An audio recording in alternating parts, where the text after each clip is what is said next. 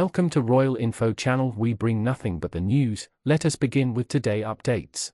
In 2018, Meghan Markle and Prince Harry embarked on their first official royal tour to Australia, an event that captivated global attention. With Meghan freshly married into the British royal family and newly pregnant with her first child, this tour seemed like a dream come true for the Duchess of Sussex. The adoring public, the flashing cameras, the endless wave of admiration, Meghan seemed to be living a real-life fairy tale. But as royal expert Ingrid Sword recently revealed, behind the scenes, this tour was far from the glamorous experience Meghan had imagined. According to Sword, Meghan initially enjoyed playing the part of the princess during her time in Australia. She reveled in the adulation from crowds and the media, embracing the attention that comes with being a royal. But it wasn't long before reality set in, and the Duchess faced a harsh realization. Despite her newfound title and status, she wasn't the star of the show. Rather, she was just the cog in the wheel of the larger royal machine. This revelation was an eye-opener for Meghan. For someone who had built a career in Hollywood, where individual stardom is celebrated and often central, the royal family's strict hierarchy and its emphasis on tradition and duty came as a shock.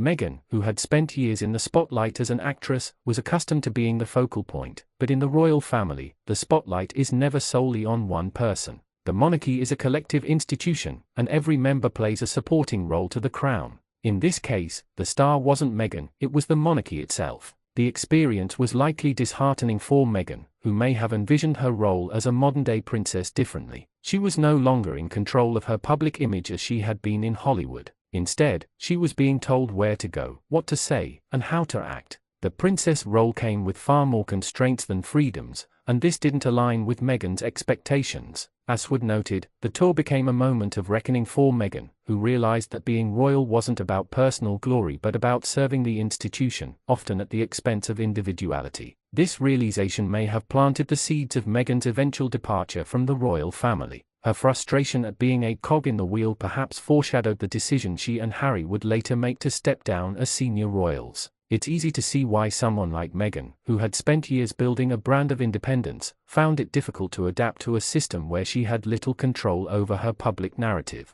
The story of Meghan's royal tour in 2018 raises thought-provoking questions about what it truly means to be a modern royal. For many, the idea of royalty is wrapped in glamour and power, but the reality is far more complex. Royals are expected to prioritize duty, often at the expense of their personal ambitions and desires. For someone like Meghan, who had been used to being the center of her own story, adjusting to life as a supporting player in the royal drama was bound to be difficult. As King Charles and Queen Camilla begin their own tour down under today, comparisons to the Sussex's 2018 tour are inevitable. While the current monarchs have spent a lifetime understanding and accepting their roles, Meghan's experience highlights the stark contrast between royal life and the world she came from. It also underscores a broader question: can an institution as traditional and hierarchical as the British monarchy ever truly adapt to the modern values of individualism and personal expression? For Meghan, the answer seems to have been no.